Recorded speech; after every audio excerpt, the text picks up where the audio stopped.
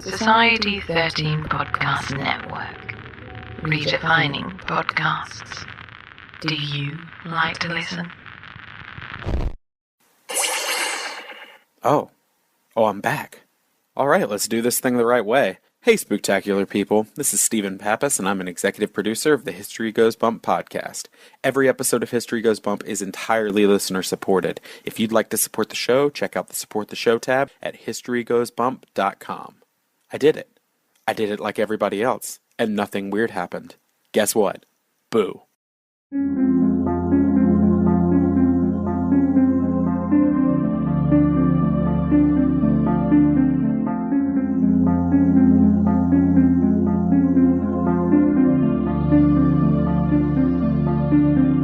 History tells the story of the world and of our lives.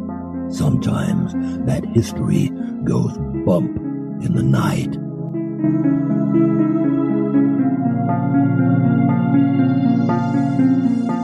Broadcasting from the center of oddity and the supernatural in Central Florida, it's the History Goes Bump podcast.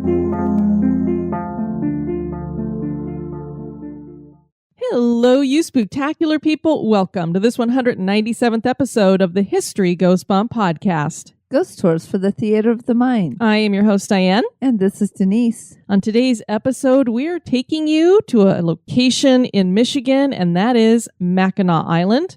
This was suggested to us by two of our listeners, Christy Kostaken and Emily Ridener, and Emily is going to be joining us shortly to share a little bit about what the island looks like from her perspective. She shared a bunch of pictures with us that we have up in the show notes, and we're going to talk about the hauntings that are going on in this island. It has definitely got some supernatural stuff going on there, and Denise, when I was researching this, I had a lot of fun. This is a fabulous location. I thoroughly enjoyed checking out the legends that are connected to this. And if ever there was a haunted island out there, this one definitely seems like it has a real possibility for that. Yes, and just talking to Emily and just the things that we've gone over so far, I've definitely added this to our travel list because I would love to go and see it in person. There's lighthouses there, beautiful nature, and it just seems like a really, really neat place to visit. And one of my most favorite movies of all time, Somewhere in Time, was filmed there, and that is when I first fell in love with this location. I didn't know what the place was. I just know I was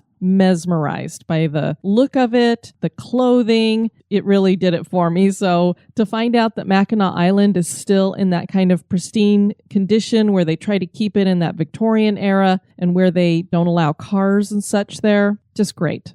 Before we get into talking about that, we want to welcome to the Spooktacular crew, Nick. Hey, Nick. Tara. Hello, Tara. And Eleonora. Hey, Eleonora. She spells her name really cool.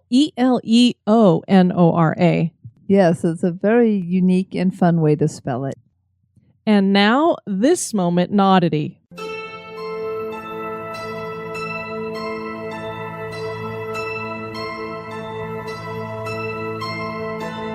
A most unpleasant job of the royal court was created during the reign of King Henry VIII.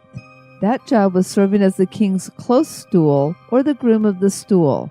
The unfortunate requirement of this job was to assist the king during his bowel movements. The stool was a portable toilet made with a velvet cushioned seat that had a large hole in the center. The groom carried it around, along with water, a wash bowl, and towels. The groom would keep track of the king's daily meal times and coordinate it with his normal bowel movements. That way, the groom was always prepared with the commode. While many may think that this was the worst job in history, it was a highly coveted position and gave the man who held this title much power. He was generally the king's confidant and helped with other personal and private tasks. It was common for the sons of noblemen or members of the gentry to be awarded the job. Mad King George III employed the most grooms during his reign. The rule continued through to 1901, when King Edward VII abolished the position. The fact that a job that would seem humiliating to us was held in high regard certainly is odd.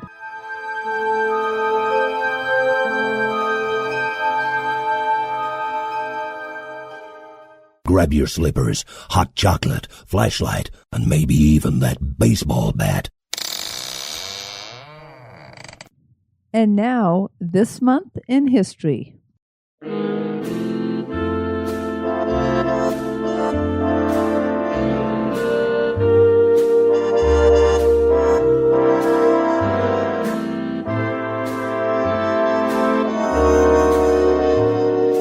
the month of April, on the 15th, in 1817, the first American school for the deaf was founded by Thomas Gallaudet and Laurent Clerk in Hartford, Connecticut.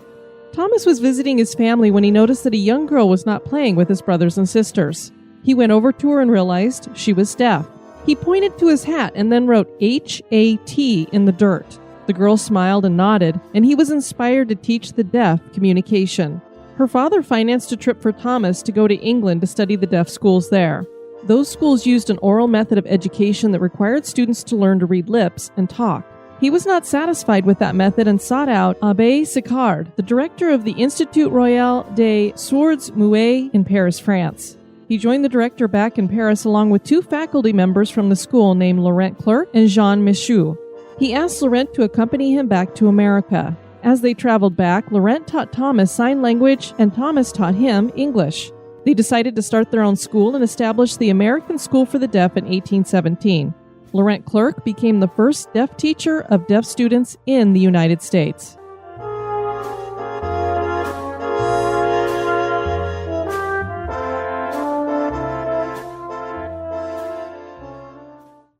Mackinac Island truly is a place lost in time. This is an island without vehicles and the hustle and bustle of our modern era. People flock to this popular Michigan tourist destination for relaxation in a place where lodgings are family-owned and the fudge recipes date back to the 19th century. But beneath the exterior of beauty and sun and calm lies an undercurrent. Legends, fables, and mysticism spawn tales of creepy phenomenon and haunting circumstances. There's a deep tribal history here, long ago forgotten. There are deeds that took place here that rival the witch hunts of Salem. Ghosts are reputed to wander many of the locations of the island, as if they cannot rest because their tales have yet to be told. Join us and our listener Emily Ridener as we explore the history and hauntings of Mackinac Island. Well, Emily, we are so glad to have you joining us, and you suggested that we should check out Mackinac Island, and this is a location that has always fascinated me ever since I saw the movie Somewhere in Time. I was like, what a cool place, and then when I found out it really is like it was in the movie, there's no cars there, it's horse and carriage, it's like stepping back in time. I was like, this sounds great since it's got hauntings too. Yep, it really is. I believe there are 3 automobiles on the island. One of them is, I think it's just a fire truck, or maybe it's an ambulance. And then there should be also some form of a work truck as well.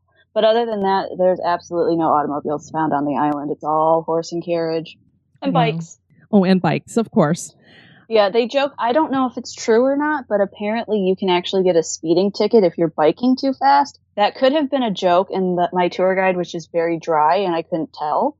But it's possible, apparently, to get a speeding ticket from going down a hill too fast. I believe that. My brother got a speeding ticket in Boulder, Colorado on his bike, so I can totally see that happening. But before we get into all that, why don't we get to know you a little bit better? And so what got you interested in the paranormal? The house that I grew up in and am currently sitting in. Sorry, guys. Yeah. Was that you apologizing to the ghosts? Yep. Yeah. Yeah, the weird stuff has just always happened. It's never been anything super, super dramatic or anything like that. But, it adds up over time that there's definitely something very odd in the house. And we have a good thing going. We don't bother them. They don't really bother us. So that's why I said sorry whenever I, well, that's good. Acknowledge that. Yeah.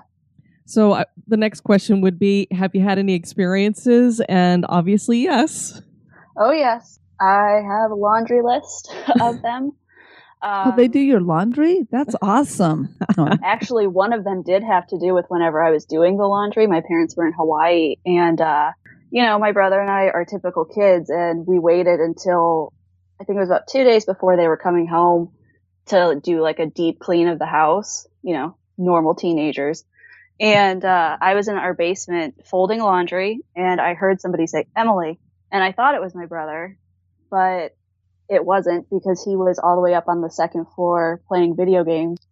And to this day, it's so weird too, because whenever I recall it, I don't really even know if it was a male or female voice.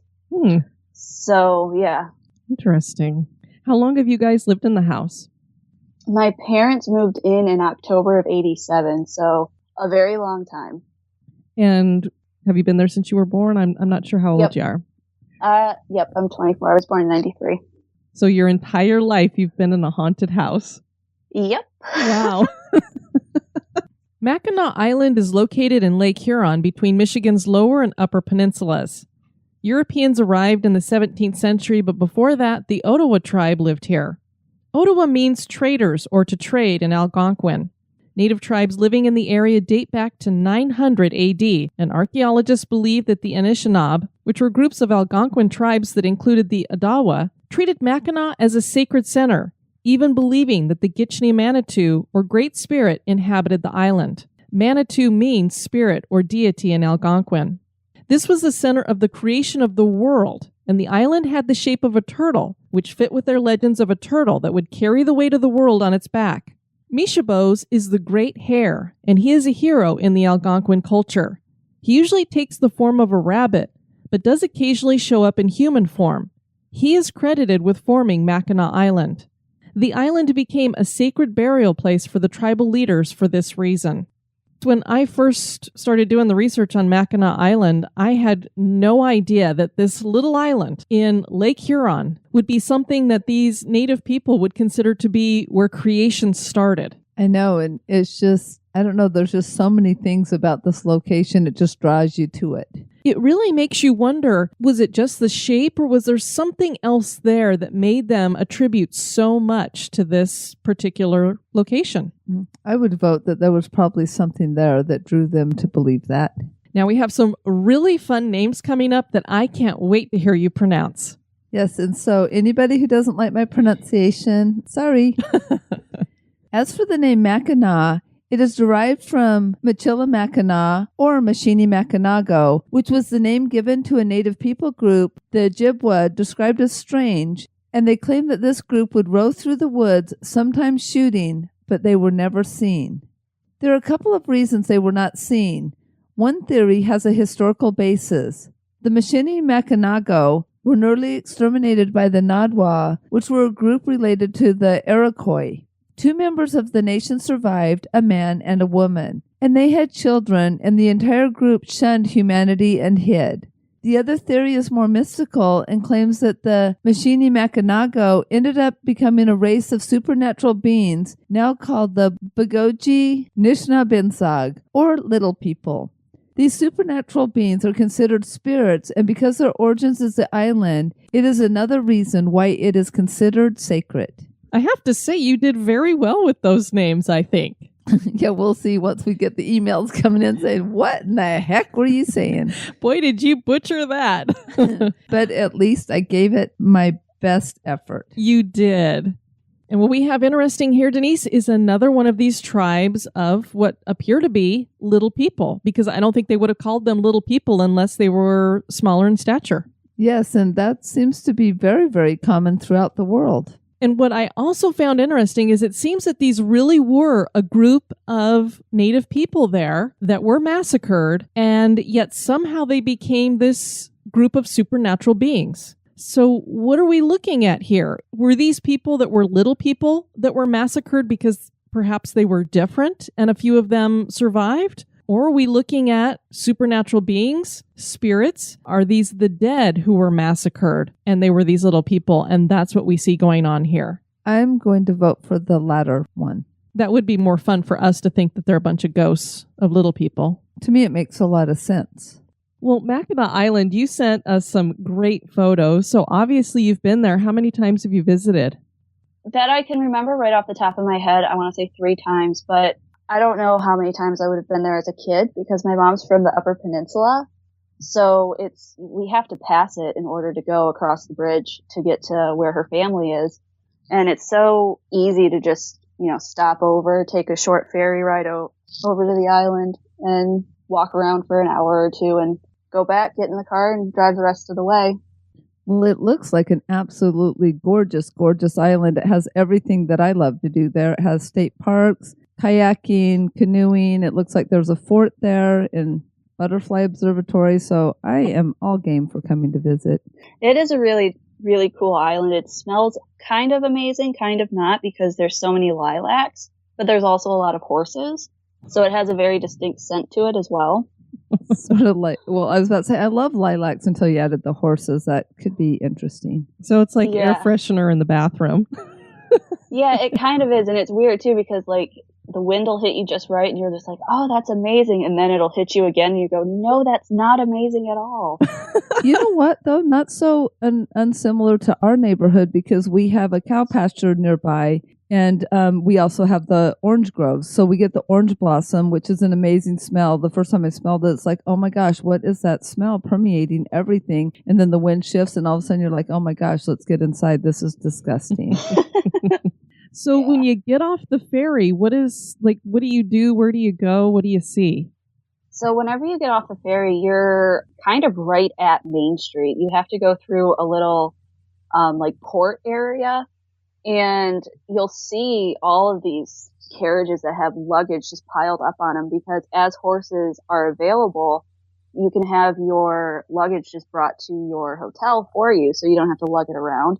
And it's not a big island, so it wouldn't be that big a deal if you had to walk with your luggage from the port to your hotel, because many of them are just small bed and breakfasts that are right on Main Street.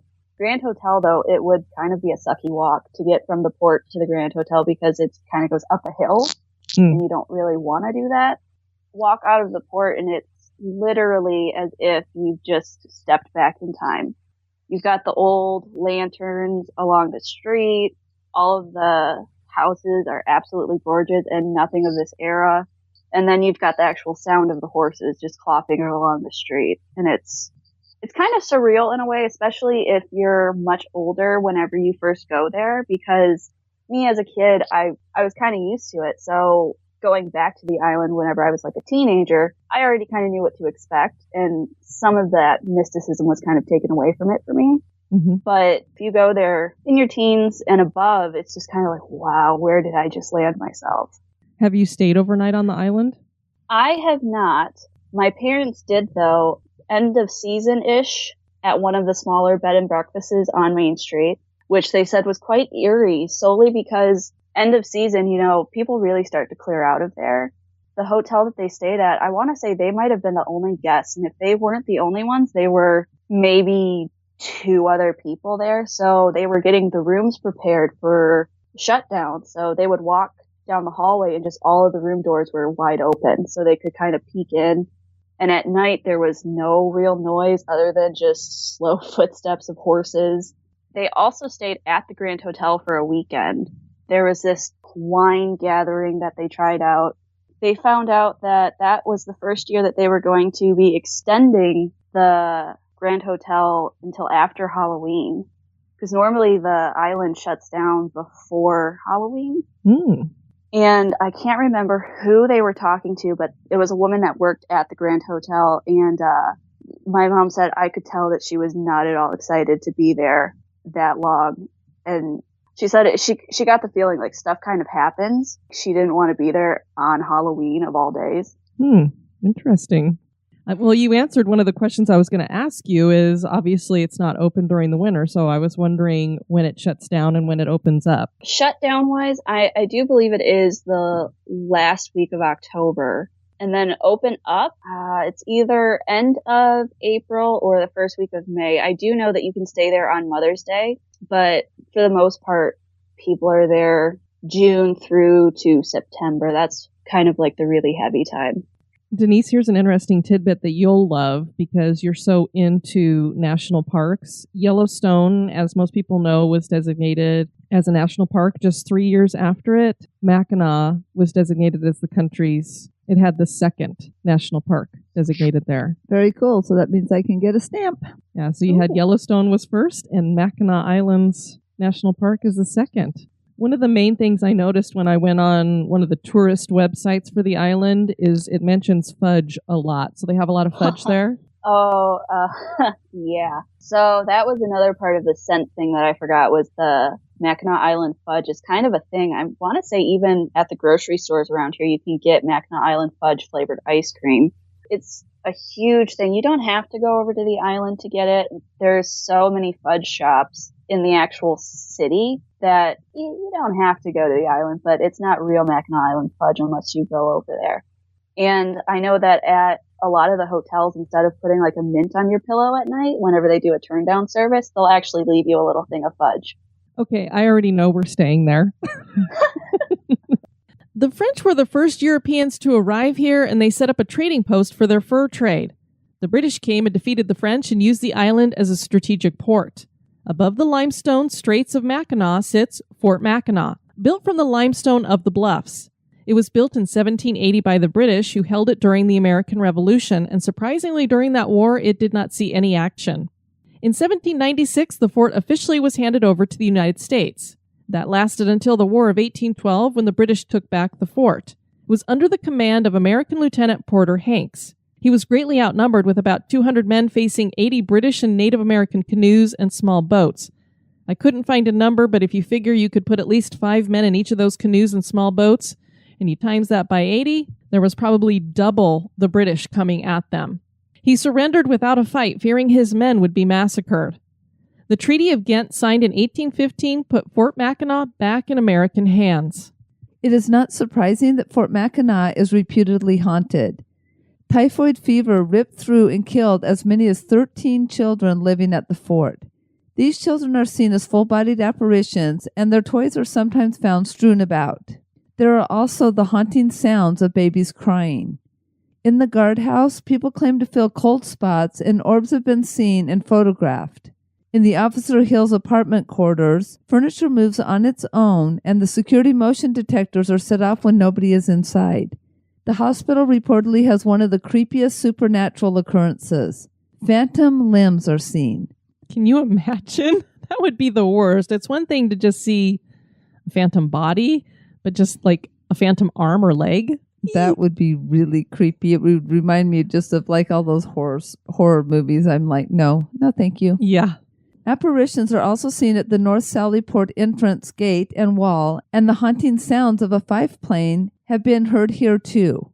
A soldier was hanged on Rifle Range Trail for shooting and killing another soldier. The story claims that he was framed, and perhaps that is why he is seeking vengeance and haunts the trail. People claim to feel bullets whizzing past their ears and their hair is pulled. The sounds of crunching leaves and snapping twigs are heard even though nobody is seen walking nearby. And there have been a couple of visitors who have been thrown to the ground. Industry came after the war, headed by John Jacob Astor. He founded the American Fur Company on Mackinac Island, and it exported beaver pelts for 30 years. The agency house for that company was built in 1820 and was home to the company's Mackinac Island agent, Robert Stewart. It is now open to the public as a fur trade museum. Commercial fishing also became prominent and eventually replaced the fur trade as the island's primary industry.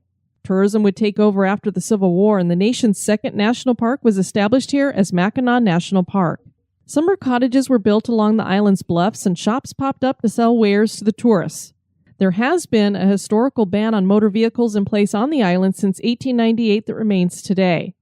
Well, obviously, if we're talking about Mackinac Island on our podcast, it's got ghosts there. And the history behind this island, first of all, is a giant Native American burial ground to begin with. Mm-hmm. Then you put the Fort Mackinac on it, which has seen a little bit of battle. So you got people who've died there. And then you have a tourist destination where obviously things happen. So there's some ghostly activity going on in several locations there. I remember a few years ago whenever I really hardcore was getting into the whole paranormal thing, I was looking up Mackinac Island, and there is a lot there, and I think it probably does have to do with the Native American burial ground. I'm a firm believer in the idea that you do not mess with Native American anything, let alone burial grounds. The famous Grand Hotel was built in the late 1880s and has become one of the most prominent landmarks on the island. The Grand Hotel is supposed to be haunted, obviously, as well. Yeah, and I don't know if you noticed by the pictures that I sent you, those were actually from my parents' stay, by the way. Those were not mine. I remember getting those in a text message and my mom, being my mom, saying, "Come play with us, Emily," because it does look like the Stanley Hotel in there. It does have that look to it, especially, when you see something that's all white, it's a long hotel. It does have that same look. The Grand Hotel is Victorian in style and officially opened in 1887. The Michigan Central Railroad, Grand Rapids and Indiana Railroad, and Detroit and Cleveland Steamship Navigation Company formed the Mackinac Island Hotel Company and buy the land upon which to build the hotel. Construction begins immediately on what had been a graveyard. The name really fits this magnificent place of lodging. The front is styled with a long columned porch that is the longest in the world, and it is from here that one can board a horse and buggy to visit the rest of the island. The porch becomes a place for gathering. After opening, Grand Hotel manager James "the Comet" Hayes invites an agent of Edison Phonographic to conduct regular demonstrations of the new invention. Mark Twain once gave a lecture in 1895 at the Grand Hotel Casino. Rates at the hotel in the 1890s ran from $3 to $5 a night. By the early 1900s, it cost $6 a night. A desk clerk who started at the hotel in 1919 named W. Stewart Woodfell became sole owner of the Grand Hotel in 1933. Talk about working your way up there, Denise. No kidding. In 1935, a radio salon was added to help patrons enjoy radio programs like Jack Benny's and others. Dan and Amelia Musser bought the hotel in 1979, and in 1980, they opened the doors to the Hollywood production of the movie Somewhere in Time, starring Christopher Reeves, Jane Seymour, and Christopher Plummer. The hotel hosts a weekend every year for fans of the movie. Grand Hotel became a National Historic Landmark in 1989. The hotel has been consistently renovated and wings have been added, with the latest being the Millennium Wing in 2001. In July of this year, and that's 2017, the Grand Hotel will celebrate its 130th anniversary. Did they have any kind of experiences while they stayed there? They did not. She did say that, it's kind of creepy in there, especially at night, because the hallways are so long and you kind of feel like you're just kind of going and going and going forever. But they never really had any sort of ghostly experiences. I was kind of hoping for it. My poor father, he does not like this sort of thing. But I was like, fingers crossed, tell me something happened. Well, he's probably glad, because one of the things that's supposed to be haunting it is this big black mass that is malevolent and has red eyes, the kind of thing you don't really want to ever run into. No, absolutely not, especially at night. Have you heard about any of the hauntings at the hotel? I did hear that there is supposedly somebody in the ballroom around the stage area. I think it's a workman that may have died while on a ladder, I think it was. But somebody had seen somebody working and they had figured, oh, he's fixing something. And then they realized that he had just kind of disappeared. I mean, if you are actually a worker and you're working and then you disappear, you're highly inefficient. Sure. Yeah. During the construction, workers found so many skeletons that they lost count, and since they didn't know what to do with them, they put most of them back and just covered them over. Yeah, that sounds about right for a whole island being dedicated to a burial ground. This could be one of the reasons why the hotel has a reputation for being haunted. Nowadays, we'd call up the local museum and archaeologists and say, hey, do you guys want to come out here and do a dig and figure out who these people are and get a history here? 2 maintenance workers were surveying the hotel's theater stage when they got that unmistakable feeling that they were being watched, and they met up with a dark entity. A dark mass formed across from them on the stage, and 2 red glowing eyes appeared at the top of the massive shadow figure. The figure remained in place for a moment and then suddenly moved quickly towards one of the workers, knocking him from the stage. He was rushed to the hospital unconscious, and when he awoke, he swore he would never go back to the hotel, and he never did. I was going to say, I hope you quit. That would be a worth it job, quitting right there. Yeah, you cannot pay me enough to have black shadows rush me and push me off a stage. No. Yeah, no, not at all. There's something about cigar smoke as well near the piano bar. There is an apparition that has made appearances on the 2nd floor at the piano bar. He is seen wearing a top hat and smoking a cigar. Even after he disappears, the distinctive smell of his cigar wafts through the room. And I'm thinking that you probably are no longer allowed to smoke in the hotel, so where would that smell be coming from?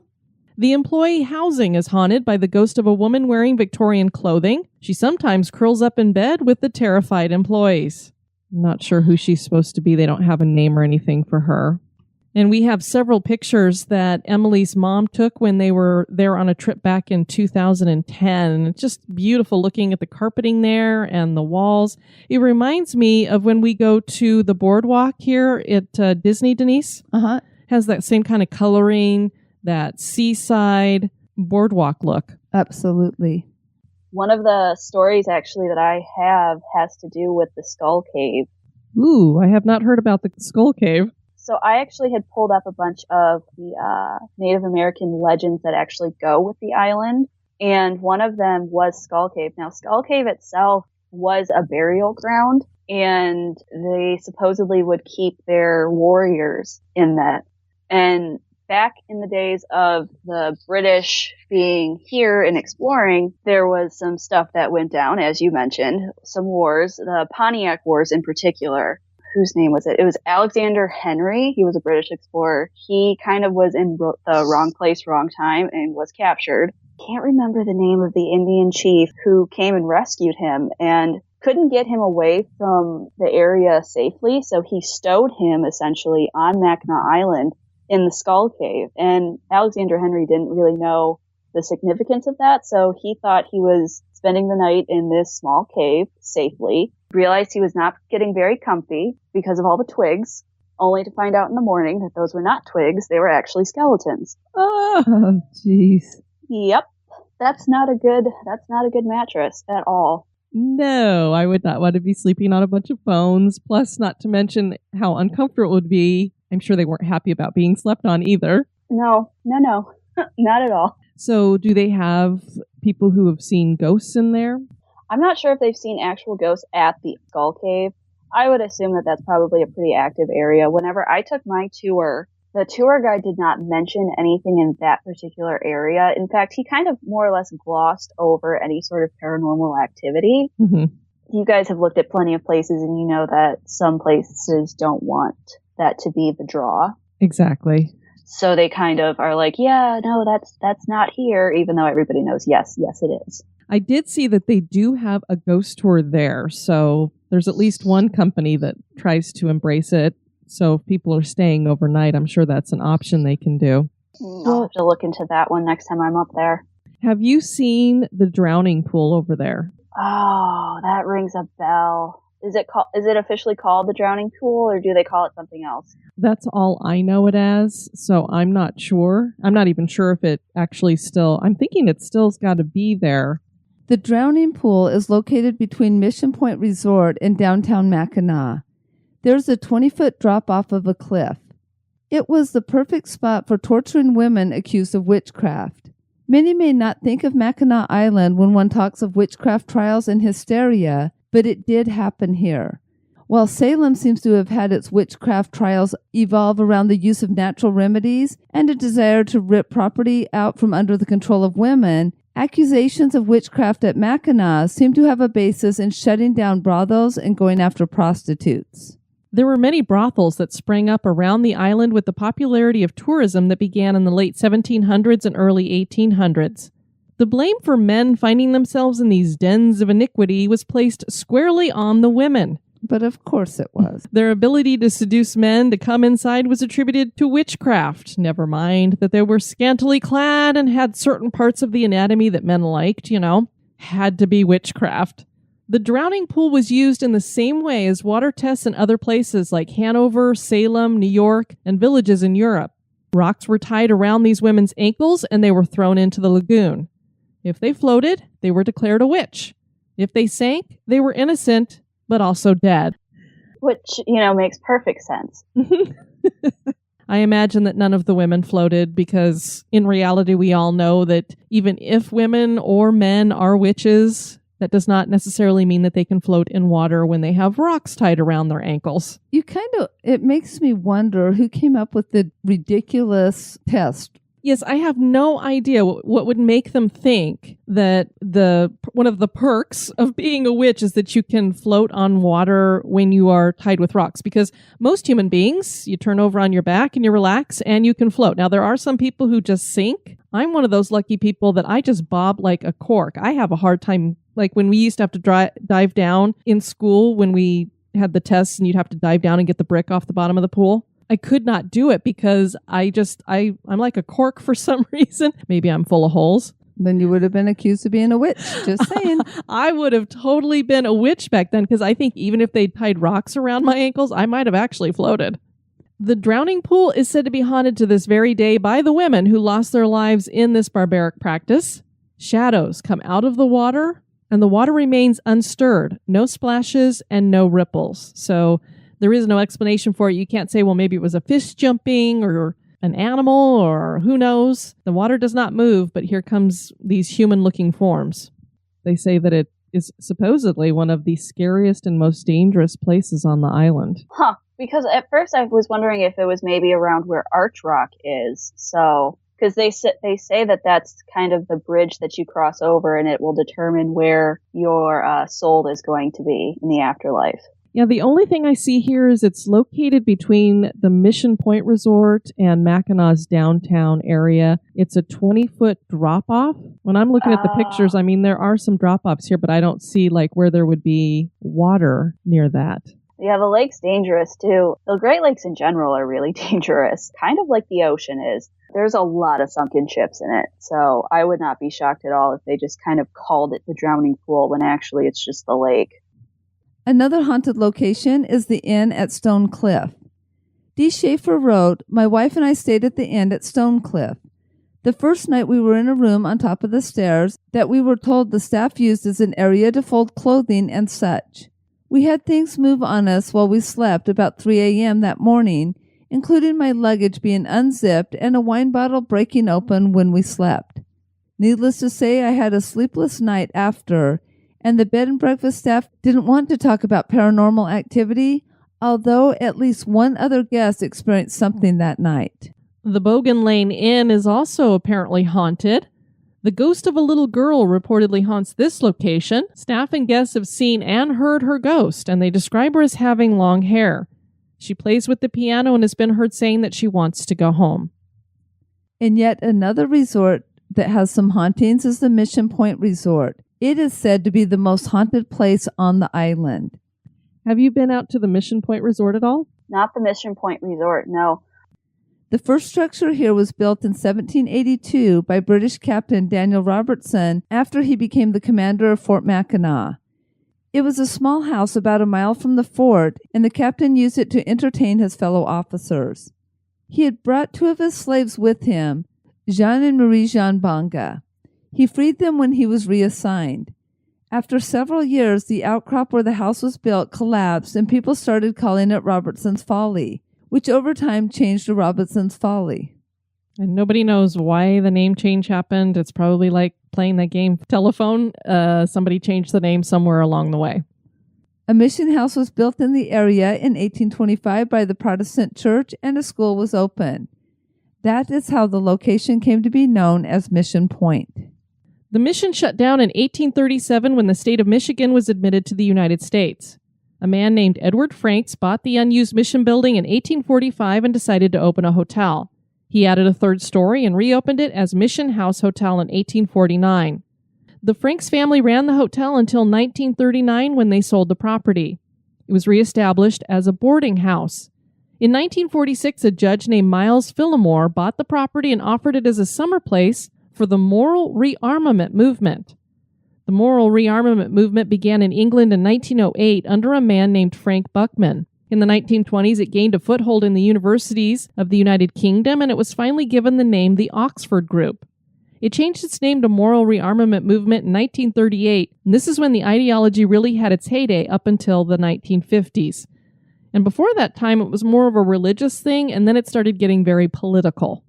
The ideology held to Christian beliefs and pushed people to clean up all that is in you, which is in conflict with Christian belief, and mirror yourself in the Oxford Group's 4 absolutes: love, purity, honesty, and selflessness.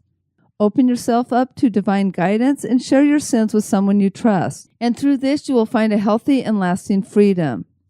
Talking of the Oxford group, some of you might be a little bit more familiar with another organization that kind of started in the Oxford group and then blossomed into something else, and that is Alcoholics Anonymous. At its core, the MRA had the makings of a cult, and it chose Mackinac Island as a place to set up its World Conference Center. It used the Mission Point Resort for that purpose in the 1950s. The MRA built a great hall complex that is the largest single indoor space on the island, and it is meant to resemble a teepee. The structure features 51-foot logs cut from one of the last stands of virgin Norway pine. The MRA claimed that they were inspired to build the teepee-like building by a native legend that said the Great Spirit would gather all the nations in the giant teepee one day, and they would find the secret of peace. Even though the MRA still exists today as initiatives of change, it lost much of its influence by the 1960s, and in 1966, the buildings were donated to Mackinac College. The college did not last long and only graduated one class in 1970. The property then became the Mackinac Hotel and Conference Center in the 1970s. John Schufelt bought the property in 1987 and changed the name to Mission Point Resort. Smaller buildings were torn down, new ones were built, the front lawn was placed, and the Point's famous Adirondack chairs were added, as were several restaurants. Mission Point Resort was purchased in 2014 by a couple from San Antonio, Texas, Dennert and Susan Ware. They are planning a multi-million-dollar renovation over the next few years. As we said, this location is considered the one to have the most supernatural activity on the island.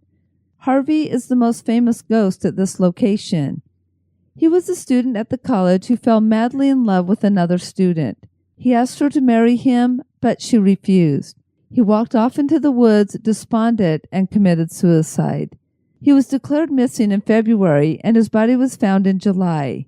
He had apparently shot himself, but there were 2 gunshots to his head, and there was no gun found by the body. This has caused many to believe that he was actually murdered, but his death was officially ruled a suicide. I don't know enough about the human brain, but isn't there a certain place where if you do get shot in the head, you still are conscious? Yes, so I wouldn't say that you could not possibly shoot yourself twice in the head, but it is a little bit of a strangity there, a little oddity. Yeah. Mission Point has a theater that is now used as a center for the arts at Mission Point Resort and is operated by the Mackinac Arts Council. This theater has a ghost that likes to play around. He plays practical jokes on men and flirts with the ladies, pinching and poking them. He also has been seen wandering the resort, and paranormal investigators have caught EVPs of a young male voice and humming. A child's voice has been heard calling for people that are assumed to be the parents. A woman's voice has been heard singing and humming, and Native American apparitions have been seen inside and outside of the resort. And I know Ghost Hunters has been out there. I'm not sure if any of the other shows have been out there. I want to say I had seen that episode, and it was back whenever the island was shut down because they had to fly in. Oh, wow. Yeah, because there's 2 ways to get to the island whenever it's, froze over like that. You can either risk it and snowmobile, which, people that live there will tell you it's perfectly fine. But then there are people like me who says, absolutely not. There's no way you could pay me enough to do that. And then there's flying in, because there is a small airport on the island. The notes that I have here, they went in February, and it was like minus 15. Oh, no. Oh, yeah, that sounds about right. Oh, no. No, I would not be visiting and wanting to walk around. I wonder if because I know they mostly did the Mission Point Resort. I wonder if they have to keep some kind of, I don't know. If they took all the water out of the pipes, they wouldn't have to necessarily keep the heat on. So I don't know if it had any heat or anything over. Well, I would hope for the people that work there, because even though the island does kind of empty out, for the most part, if you were to call, any of those hotels, there is somebody who is answering them. Because I had to call to make some reservations. Oh, man. I think it was in January or February one year. We ended up having to cancel that trip, though, so that's why I didn't get to stay overnight. But people do live on the island year-round. It's just a very small number. Most of that population is only there for about half of the year. Yeah, so it would be like The Shining, where you have one family in this huge hotel just taking care of things. Well, I know that up there's also a lighthouse, speaking of like the peninsula getting across. And so have you heard of any hauntings? Because I just know my experiences whenever we visit lighthouses, it seems like they all have at least one ghost. Have you heard of any hauntings in the lighthouse, in the Round Island Lighthouse? Not in the lighthouse. I have to look more into that one, but I do know that there's quite a few lighthouses up there. Which one is it that you're Oh, well, I was just to? asking, but any of them. I just love all lighthouses, but I was just reading a little bit about Round Island Passage Light. It was like one of the first ones, I think. It had been abandoned after they got the automated ones going, but that one actually had light keepers staying there. There is one on the mainland that actually looks quite castle-like. It's all stone and it's very nice. Quite convenient whenever I'm trying to tell people where things are in my state. I just have to hold up a hand. Yeah, we won't talk about the shape of Florida. Because we can't really show you because we're girls anyway, so just saying. Yeah. Well, we'd have to whip out to show you where we live in Florida. Yeah, no. We need a boy.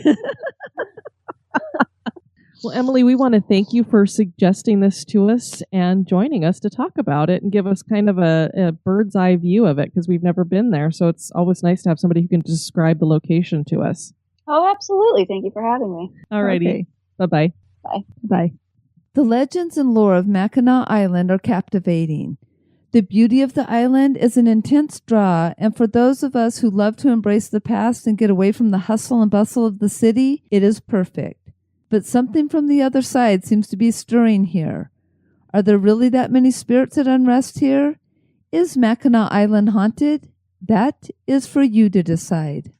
Well, looking forward to checking that out. On our next episode, we're going to bring you something a little different than I think we have ever done before.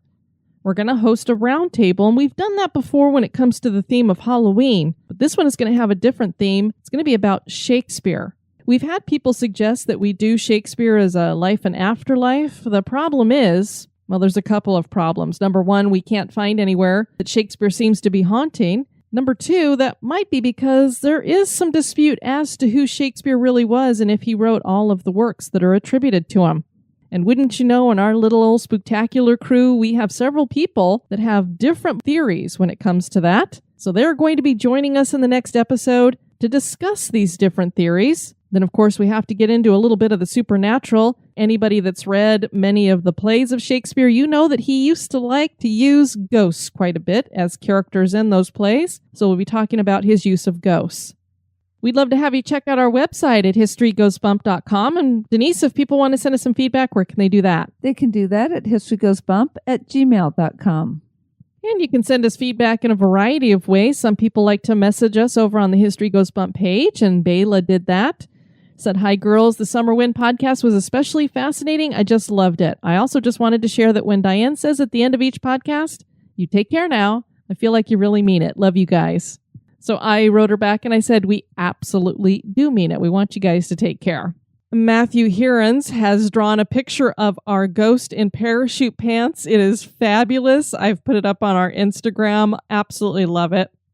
And Amanda shared that she had just stayed at the Bourbon Orleans Hotel in New Orleans. We stayed on the second floor, not the most haunted floor. It was a nice room. It felt a little creepy, but I blame that on knowing the hotel's reputation. So, while taking a shower, I mentioned to my husband that the black tile all over the bathroom was an odd choice, and he said, I heard a tour guide say it was put in so that people could see the footprints of the ghost children. I thought he was just trying to scare me, so I shrugged it off. But when I got out of the shower, I could see a footprint on the mirror up in the corner, and it was way smaller than my husband's. I tried not to think about it and actually slept pretty well. The next day, my husband went down to get coffee. While he was gone, I heard a whisper. I flipped out and said that it wasn't funny, but no one was there. My husband didn't even have a key. Spooky stuff. And we also have some reviews to share from iTunes. The first one comes from Pixmaster, Love, History, and Spooky, 5 stars. This podcast is fantastic. Hosts have a great chemistry together, yay marriage, and research each topic well. Most places I've never heard of before, so it's very interesting. I've been binging every episode as I'm a late night baker, 8 p.m. to 3 a.m. Probably not the best idea while baking alone at midnight, but I love it.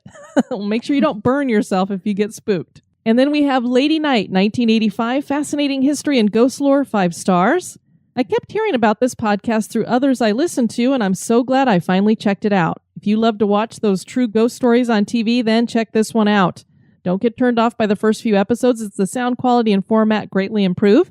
I really love the locations they explore, and they do such a good job researching the history. The silly banter between the hosts lightens up the spooky and sometimes dark material. The hosts both have great personalities and are very interactive with their listeners. This is a very balanced podcast. Great job. Thank you, Lady Knight. We appreciate that. Yes, thanks. We're so glad you guys could join us for this episode. I've been your host, Diane. And this has been Denise. You take care now. Bye-bye. This episode has been brought to you by our executive producers. We want to welcome new executive producers, Glenna Becker and Dark Angel Daria, who right after signing up has already increased her pledge, who is co-host of the Disaster Digital podcast. And we also want to thank the following executive producers for increasing their pledges: Dylan McNamara, Krista Klein, Sarah Parrott, and Angie Reynoso Akbarzad. Thanks! Sweet dreams.